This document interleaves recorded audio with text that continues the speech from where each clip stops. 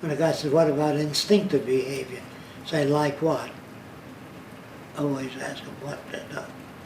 Well, the instinct to move away from fire, it's the pain. As you get closer to fire, your hands hurt if you hold them out, or your body hurts, or your face hurts from the heat, so you move away from it. It isn't instinctive. You have sensors in your skin, obviously, that pick up the heat. If you didn't have those sensors, you'd be burnt. There are kids that are born with very little sensors in their fingers. They hold a cigarette, it burns their fingers and skin and everything else. You can't live without sensors. So if you go deaf at an early age, when you cross the street you can't hear a truck coming. On your right ear you can hear a truck coming or a vehicle. But if you're deaf, you got to look more, depend more on your eyes. If an animal has larger eyes, that means the occipital lobe of the brain back here is a major portion of what that animal uses. If an animal has a large nose and sniffs all day, the brain linkage of smell is dominant. And that's why animals are. The senses that are dominant. You can look at an animal, if they have big ears and they turn in different directions, they can tell where the sound is coming from. And they have a good sense of smell. They remember the smell of a tiger as against another giraffe. And when they smell a tiger, they get up and they leave. And some animals will eat while their ears are moving around in different directions, picking up sound. And if they hear rustling, they get up right away and look. If they see nothing to go back to eating, then they look up again. I don't think a skunk is bothered by the smell of another skunk. Smell off. When you take a shower, it's normal to skunks, that smell. You know what I mean? So you got all. I think Napoleon was the guy that said to his wife, don't take a bath for a month, I'm coming home next month. They like the smell of a natural person. Some people like that, some don't. Are they right, are they wrong? I can't answer that. Their senses are different, apparently. So whenever you talk of, I wonder why a person does that, you might get the factors that shape human behavior. I don't know if there is such a book, but there must be some books on psychology that do discuss the environment. I think sociology deals more with the environment than behavior. Okay? Not all books on sociology. They deal with culture and the behavior of different cultures, as though different cultures behave differently.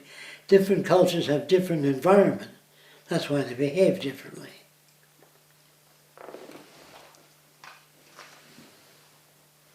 It's very difficult in a society where some people have advantages over other people to do scientific research and find out the truth. In Japan, like I said, to get the more out of each person that you can, the most, and work them the longest hours you can, and speed up the production lines to the limits of human tolerance. Now, the studies on the nervous system and its bad effects on people do not suit the industry. So it's better to get you working fast and putting more products on the line that benefits the company. But studies in the effects on human health is not taken up by most companies. The Japanese are highly stressed, and the suicide rate is very high in Japan because they're highly stressed. But they form organizations to try to get government laws enacted so that plants don't put too much of a burden on people. People that lost members of their family due to stress join those organizations. Do you understand that?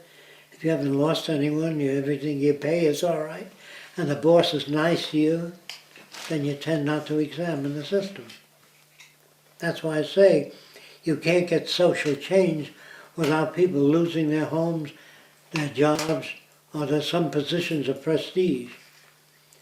I read of a special case where a semi-technical person was laid off.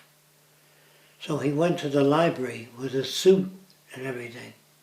But the librarian said that as the months went by, more people from that plant were coming to the library with their suits, then later with their t-shirts, and then later with their denims. Do you know what I mean? Because they first, he says, I'm surprised to see you here. He says, I got laid off too. But at first they wore a tie, so the librarian might think they took a day off to look up stuff in the library. They were ashamed of being unemployed. They tried not to be walking in the streets.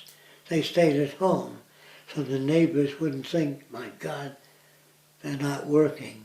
Do you understand what I mean? All those factors interact with behavior, values, what you believe, what you don't believe. That's why there cannot be free choice if you're brought up in a given environment. If you're brought up in an experimental environment where there are no fixed values, you would be a generalist. And a person says, well, can't you see that? No, they can't. You can walk over to a gypsy and say, look, if you train to get to be another gypsy, your income might be $40 a week. If you send them to school, it might be $250 a week. If gypsies understood that, they would stop being gypsies. They don't understand a lot of things because they're not exposed. They're exposed to a gypsy environment, which is fortune-telling, tea leaf reading. Some gypsies actually believe that. They believe in what they're doing. If you can't understand the effects of environment, it's the way a man looks at a woman. If he looks at her legs and her body and her butt, it's all conditioning. If he lived in a naked area where everybody walked around naked, they wouldn't look like they do today. That's why I said if you covered the nose of a female and just kept that area private and said to a guy, do you ever see a female's nose? He said, no. I said, show him a little bit. He might have to loosen his collar. In Iceland, they don't kiss, they rub noses. Until recently, movies, but they used to rub noses. Do you have the film on the Indians that welcomed us at the airport? Do you have any footage on that? It's on the internet. We do. It's on the internet. I don't You have can the take footage. it off the internet and make a film on the tour, showing the arrival in different countries, different greetings. So how the Indians were doing dancing with their spears and things when we arrived. And they said they loved the Venus Project. And did they start the Zeitgeist movement? They started it. New The Zealand. Maori Indians. In Australia, was it? It was New Zealand. New Zealand. Okay. So they're big Indians, Polynesians, that came from the South Pacific and occupied New Zealand. And were a sharing community. That's why they liked the Venus Project. Because it was a sharing resource-based economy. This guy was an old man. He was a shoemaker in my neighborhood. And he had a ship in a glass bottle, which he had for many years. His kid knocked it over and broke the glass bottle. And he beat the daylights out of that kid. And every day I went there, if he happened to be putting shoes together, he was all right. But when he looked over to where the ship bottle was, and there was the broken bottle, he beat up the kid again. This went on for about 10 days. Every time he saw the bottle, he beat up his kid. So I told the kid to take the bottle away. He'll beat you up once more, and that's about it. He took the bottle away, and the old man didn't beat him up anymore.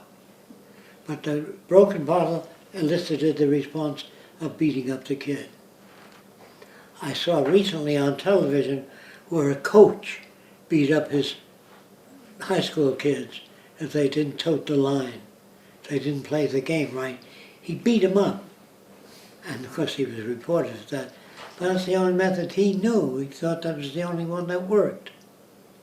And a lot of parents take their belt off and say, you need the belt this afternoon, you didn't brush your teeth, or you didn't do this. And they beat the kid. So in order to avoid beating, the kids did what the old man wanted them to do. That's a conditioned reflex also, avoiding a beating.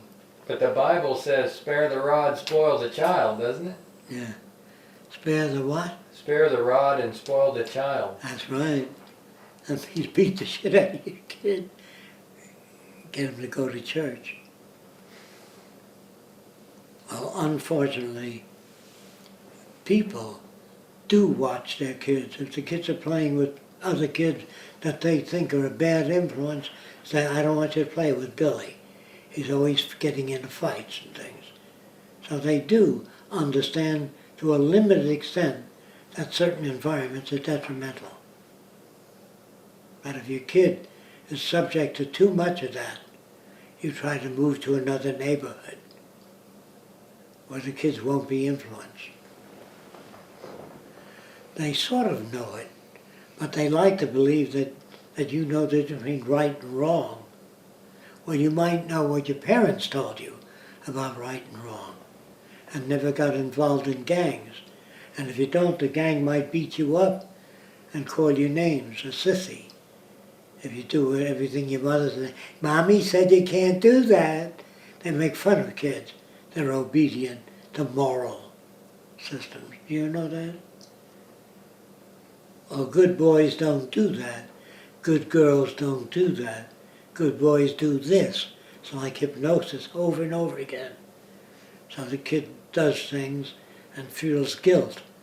Guilt is a self-monitoring system where your parents don't have to stand over you and watch you. If you're brought up religiously and you won't steal, or you're brought up not to steal, for whatever reasons, and you did steal something, sometimes you want to put it back as you get people. I know people that stole that later on in the year gave that money to a charity organization to relieve themselves of guilt. Do you understand? If they had to make it up. Or I influence a person in a bad way, therefore I'm going to influence people in a good way to make it up. That's all behavioral engineering.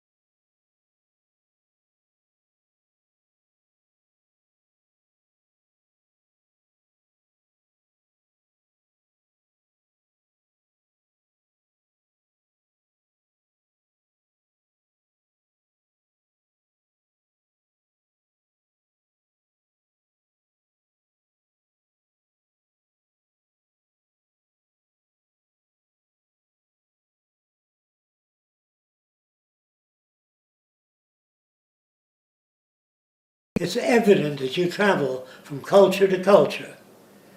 Like I said, if you took a baby and brought him up in Australia, he'd say, how are you, mate? Everybody says the same thing in Australia. How are you, mate? Are you an American? If he's English, he says, are you an American with a certain sing-song? I'm English, you know. I'm Swedish. Swedish speak like that. Did you go hunting today? They have a rhythm. And if you brought up in Sweden, if you took a black baby and raised him in Sweden, he'd say Jumping Jiminy instead of Jumping Jiminy. Jumping Jiminy, because they pronounce things differently. There was never a Chinese baby brought up in Sweden that spoke Chinese. Always Swedish. That goes for any kind. So if you don't know the meaning of environment, It means everything that you're subject to. The diet you have, the pills, if your dad is an alcoholic or a drug addict, all of that influences your behavior. I'm not just talking about behavior. I'm talking about nutrition, lack of sunshine, lack of special attention, warmth and love. All of that affects your behavior. So the word environment means everything that you're exposed to. Whether you have 6 kids in the family, and one kid always gets a new suit, and you will get the clothes handed down from your older brother. You say, Mommy, why don't I get a new suit? He says, because we can't afford it. Your brother outgrew his clothing, so we have to buy new clothing, and you can now wear your brother's clothing. So when that kid gets a job, he never wears used clothing. Always brand new that he picked out, because he resented being handed down clothing. So there's so many different factors that affect human behavior. A lot of people don't think of all the many variables. But I can't do it all for you. You have to think of people you've known and the many variables that they've been subject.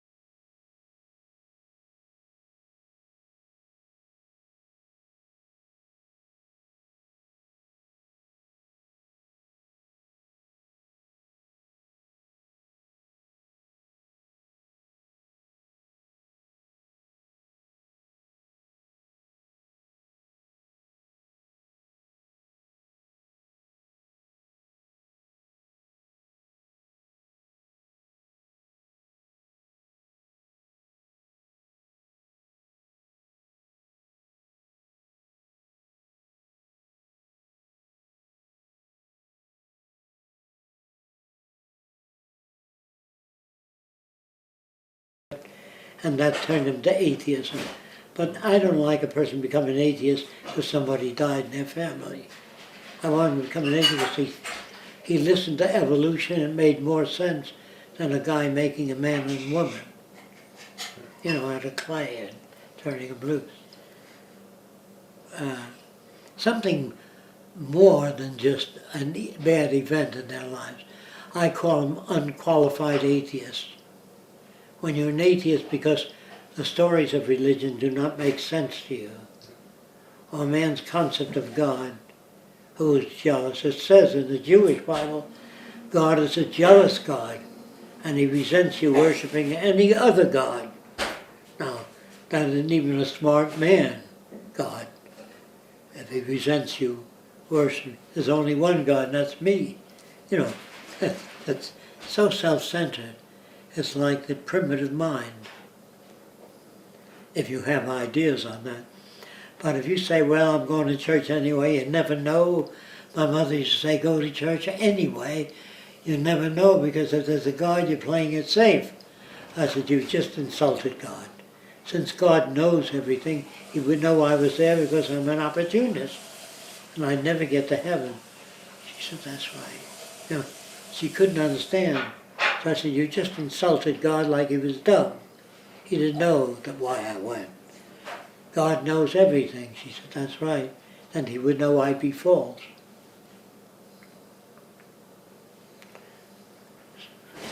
So, all that shit, you know, it makes it difficult to accept the God I read about. Now, I've never read about a God that was smart, but if he was smart, I think he would have made man smarter than he is.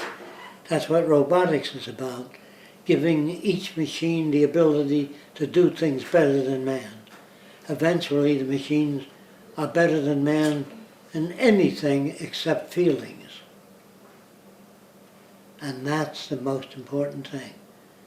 If a machine had feelings, which we can't do. We don't know how to make a machine with feelings. We can make a machine that simulates feelings, that shakes their head when something bad happens, but that's all mechanically induced. They don't feel. Do you understand? But I've heard scientists say that we will, in coming decades, achieve a level of complexity that rivals biological organisms, and at that point, Do they go into you it? won't know. Yeah. They What will. feeling says? What's Well, they say they're mechanical mapping it out equivalent? based on the neurons of the brain, and that certain neurons fire. No, in you certain have a way. gut, and you get hungry, Yeah. and you smell of food, induces you to taste it. Yeah. If it didn't smell good, you wouldn't put it in your mouth, or if you did, you'd spit it out. So it's biological receptors that they haven't made yet. But if you made a robot that went in there and oiled itself, if it needed oil, or magnetic bearings, but it doesn't get hungry and it doesn't feel overworked.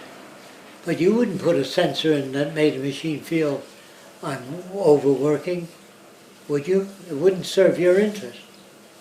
So it wouldn't serve the interest of any machine designer to give a machine feelings, even if he knew how. You can make machines simulate sadness or happiness. They can make them laugh, tell a joke. They can laugh when it's a joke, when you condition them to understand words, but they're not really laughing. The circuits arranged to a certain thing, and then it makes a certain noise, like laughing. There's groups in Mexico that laugh. They specialize in laughing.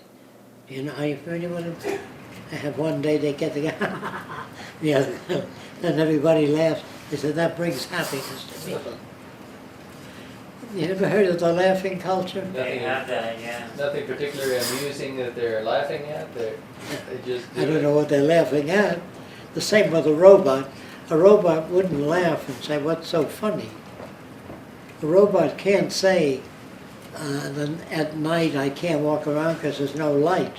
You might even get him to say that if you put him in the dark, but he wouldn't be disappointed.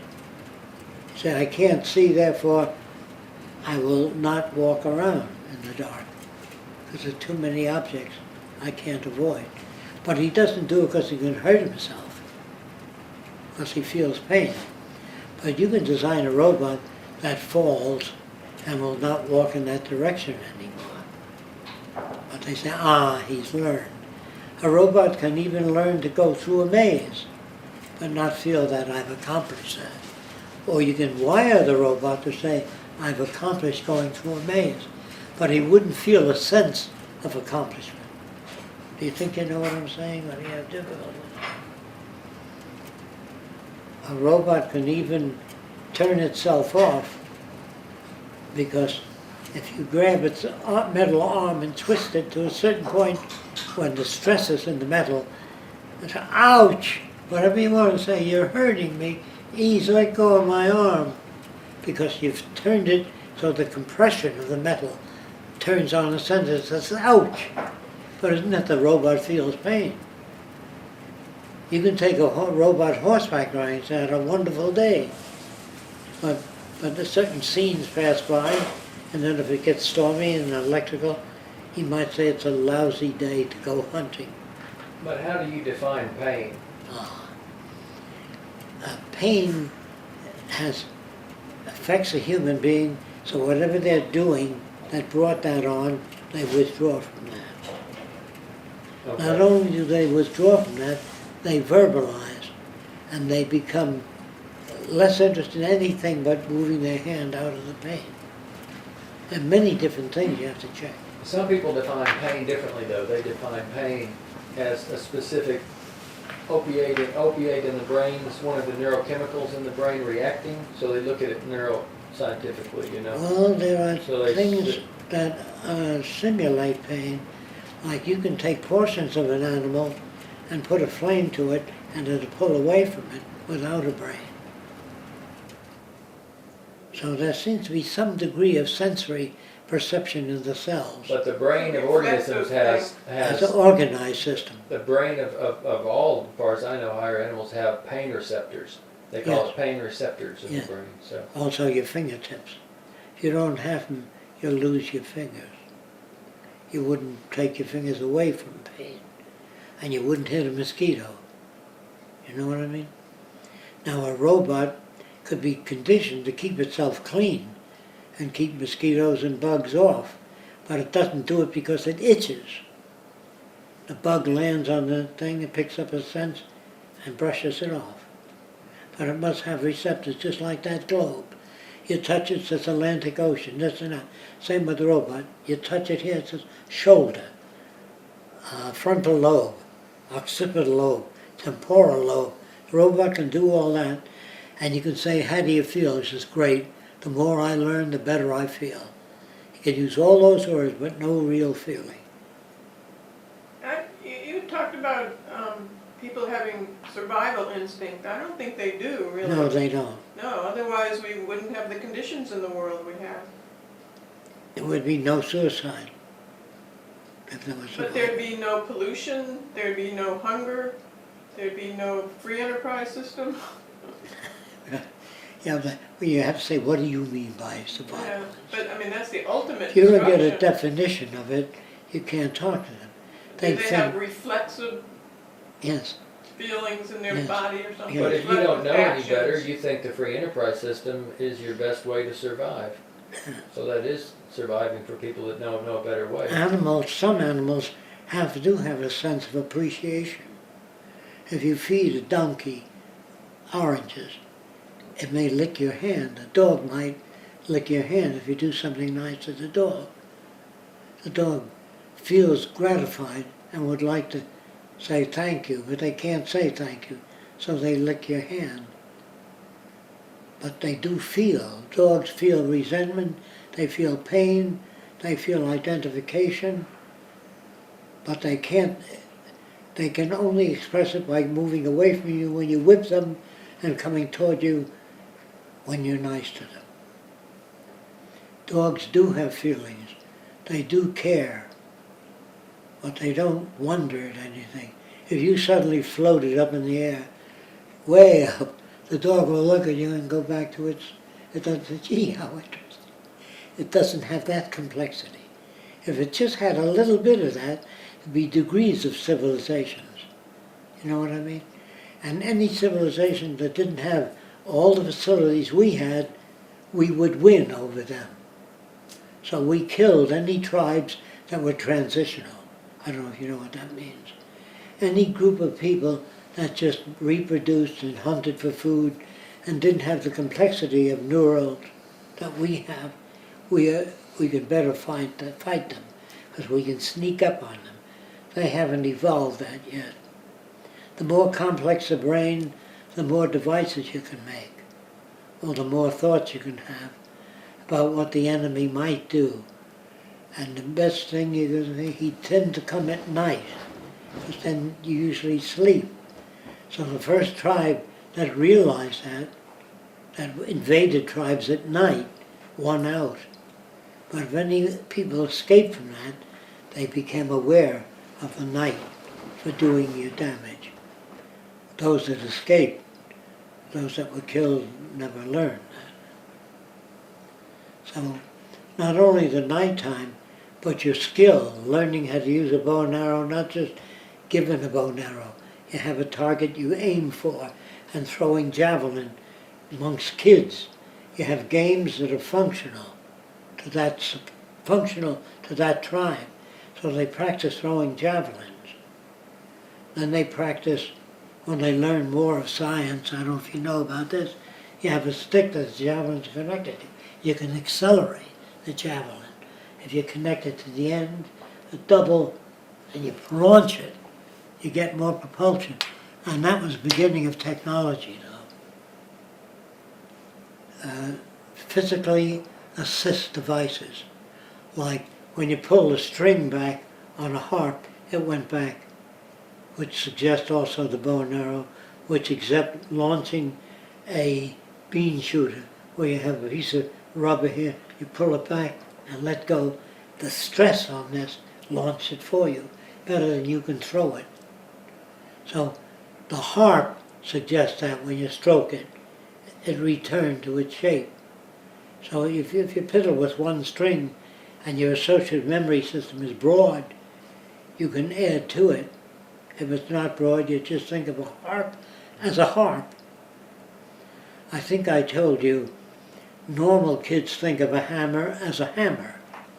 I think of it as a weapon, a hammer, a spark generator if I need sparks, and I can sharpen it and make a cutting device. So a hammer is whatever the hell you can think of.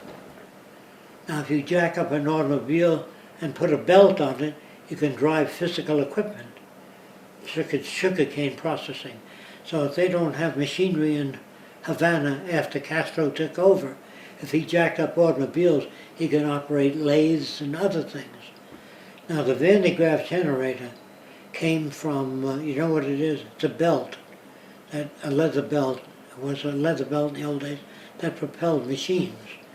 But it didn't propel one machine, it propelled a whole bunch of machines. So as the belt went around the spool, sometimes a spark would jump off. That's where they got the Van de Graaff generator. A spark jumps off any belt in the dry weather going around.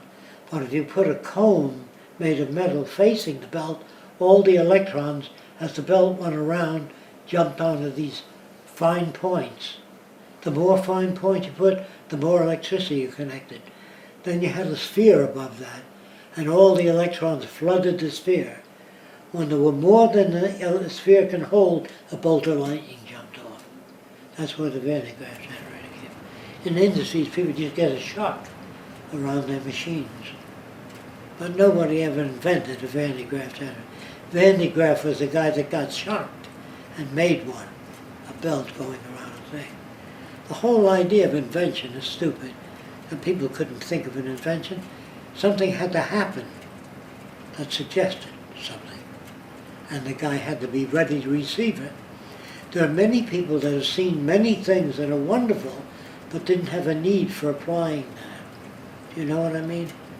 If a man had a bad cut on his hand, and he was picking certain leaves, and the leaves that touched the cut nullified the pain, he became a soothsayer or a healer. And he said, if you rub those leaves on your skin, and where did he get it? From his grandfather. Where did his grandfather get it? The guy that rubbed the leaves on. You understand? But nobody can say, I've got to eliminate pain. That's later, after pain has been eliminated. But there's no way for the brain to say, I wonder if the future will have electricity before you've seen lightning or anything. The brain can't do that. The brain operates on input from the eyes, the ears, the tongue, the hands, the sight, the sensory devices. Input. Benjamin Franklin wondered what electricity was when he saw lightning. So I think he ran a string up there and it got wet and the lightning came down through a key. But if he had a metal rod connected to the guy, he had been electrocuted. It just so happens that I imagine a lot of people died wondering about different things. Now the Arab world was conditioned to say how wonderful God is. Always, every day. God is wonderful. God is smart. God is good. They say that all the time. And some people have learned to say flattery will get you nowhere. Have you ever heard that? So they think that God needs a lot of flattery. I deeply appreciate the fact that you gave me life. Thanks for the food you've given me. The guy broke his back growing food and keeping rabbits away from it. You know, so you got to think of man's gods. They have to be as stupid as he is.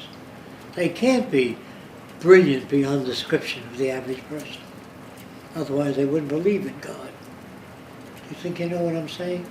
They can't create a God that has a value system that's ultimate and expanded and free of environment. They can't do that. So God is pictured living up in the clouds. I don't know why that's as high as they can get. But when they went up in the mountains, the higher you climb, the more hallucinations you get. Are you familiar with that? High altitude pilots have a sense of well-being and that nothing can happen to them. And many crashes occur because of lack of less oxygen causes hallucinations. And so knowing that, they tell that them Army pilots. And use of oxygen, a great use of oxygen, loosen the teeth. They tend to fall out even though they're in good shape. So people that wore oxygen masks at high altitude lost their teeth in the early days. Even though the teeth were in good shape. It just loosened the gums. That's where you get the book, Never Use Oxygen More Than 2.5 hours. Where do you think it comes from? They said, well, somebody thought of that. No. They found out they lost their teeth doing that. Do you understand that? Do you understand what I mean when I say man can't think or reason beyond his environment? You know the book, End of Work. Rifkin? Rifkin, yeah. Yeah. Jeremy Rifkin said Madagascar, certain islands produce vanilla flavor. It's one of the most popular flavors for ice cream and candy. And they get about $25 a pound for vanilla, but it takes a lot of nurturing and work. So some scientific group began to make vanilla, synthetic vanilla, same atomic structure. And they can make it for like $3 a pound, as against 25. That's going to wipe out all the island survivors, the farmers, you understand, in Madagascar. It's going to wipe out all those people.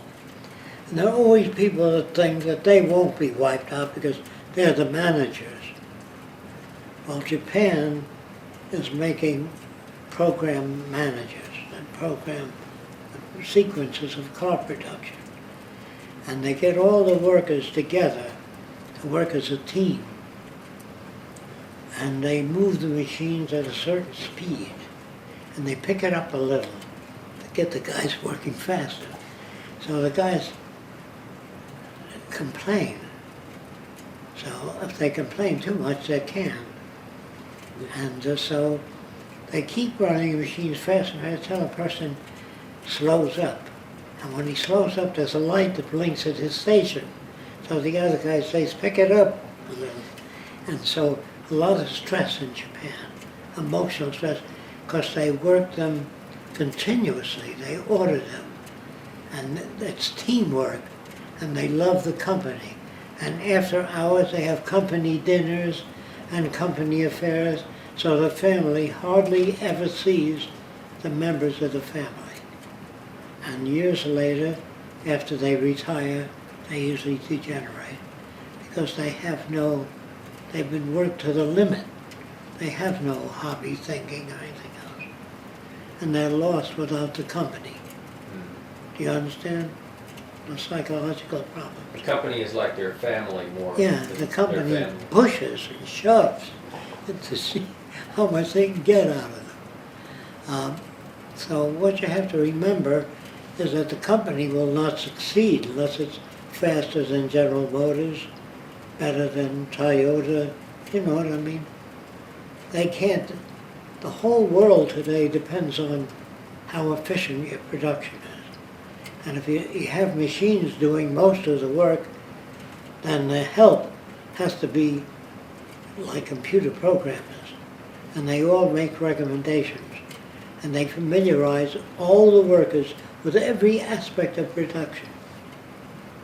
So they are generalists in the automobile production field, not in thinking.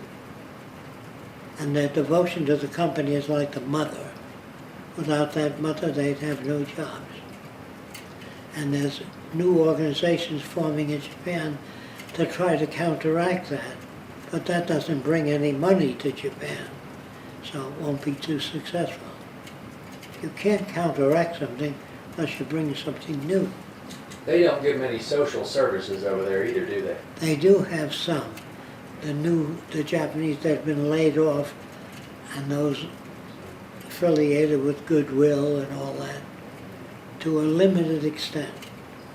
But Japan does not have the social services U.S. has yet. But when they get laid off, there is no future. There's nothing they can study. unless they study computer programming, and they got a hell of a lot of computer programmers in Japan. Do you understand? The programmer operates the sequences, whereas the foreman used to do that. He used to say the wheels come on, now they go to painting. Well, the computerized program does that. So the guy in charge used to be in the front office. Now the desk is right in the shop, next to the working men. So they dress like the working men, they wear the same clothing. And that's to make them feel that they're all one. So American engineers went to Japan to study their system, and they're installing it in America. That's what time and motion people are. They get more motion out of people in less time. So if you assemble certain things and you got a straight assembly bench, if you bend it, all the parts are nearer. And so you can assemble things faster, but they all get paid more. You know what I mean? So time and motion men are also engineers who try to get the most motion in the least amount of time out of most people. That's their job, is to get to do that. Their job is not to benefit people. See, now there should be psychologists study stress levels and stop at a certain point.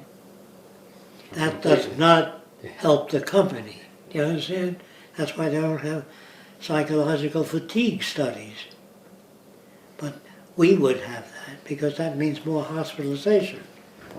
If you don't have fatigue studies, the company doesn't pay for it, the guy pays for it. So that's his problem.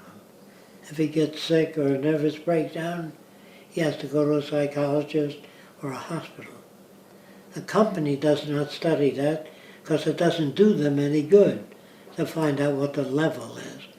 I think it would do them good, but they don't understand that. All they have is charts, production levels. If it goes up higher, whatever the production line is that's getting that high mark, it's called exponential curve.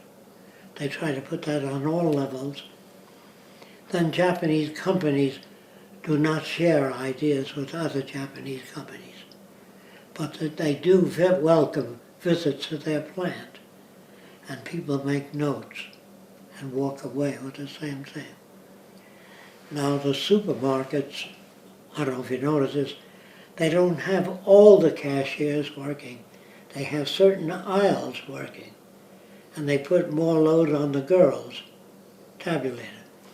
And they have new machines that measure the phone calls that the help makes while they're on the production line. If a phone call runs over a certain amount of time, it's noticed. It's printed out. So the executive managers of the supermarkets know how much time you spend on the phone, even though it's your family. And if you get more than 4 days off a year, they tend to can you. So when I say capitalism is inefficient, it hurts itself, because the more people you lay off, eventually they won't have the money to pay taxes or buy the products. Do you understand what I'm saying? If you don't, you're supposed to interrupt me. So if I say capitalism was okay maybe 100 years ago, we didn't have any other systems, but it's socially offensive today.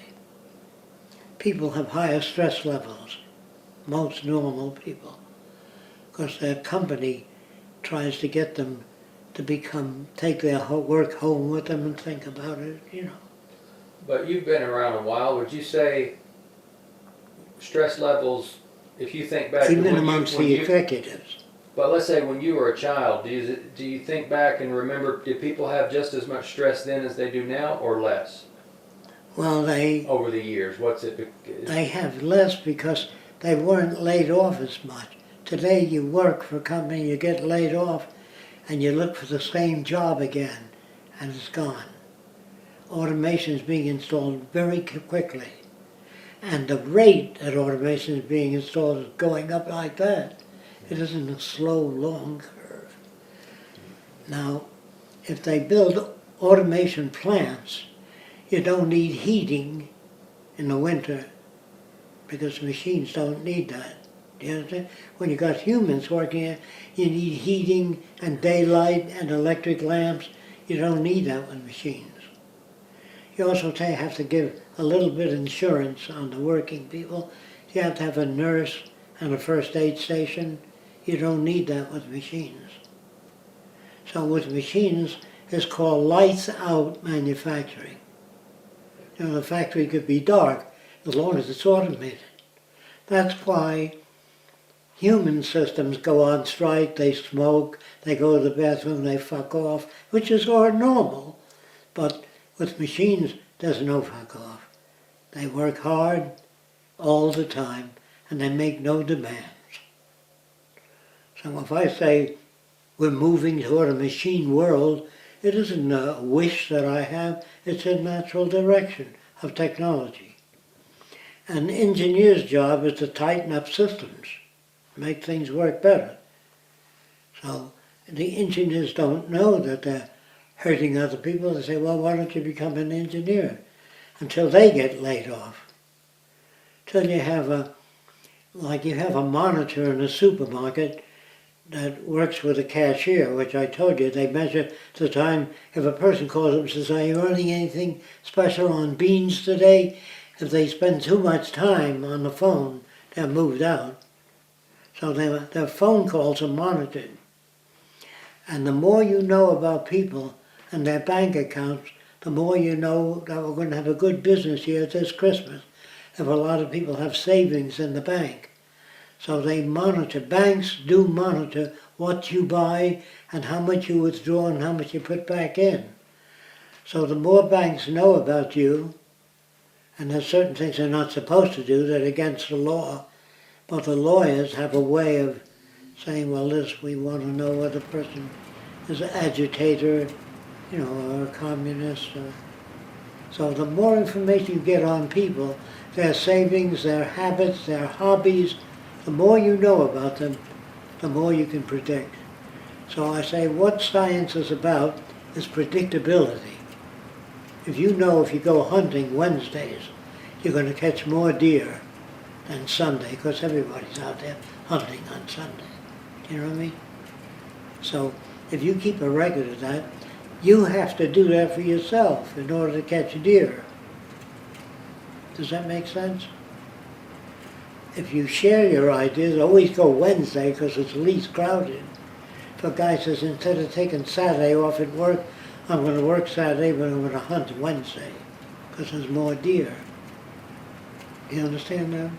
He doesn't tell everybody in the plant that, because everybody would do that.